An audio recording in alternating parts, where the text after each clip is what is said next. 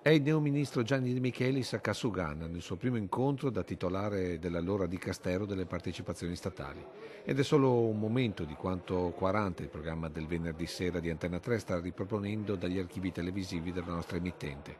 Immagini della nostra e della vostra storia, con un altro volto che ha fatto la storia del Veneto e dell'Italia. Antonio Bisaglia in un precongresso della Democrazia Cristiana dove si possono riconoscere i volti di una generazione politica che molti stanno rimpiangendo. Immagini un po' sbiadite per un passato che deve far riflettere, guardando al futuro. Ed ecco allora gli esterni delle nostre banche negli anni Ottanta, con quella cassa di risparmio per molti ancora nel cuore come la musigna di famiglia. E guardando questa Treviso che non c'è più, inevitabile la riflessione su quanto poi è successo ai nostri istituti di credito e che cosa sarà del loro futuro.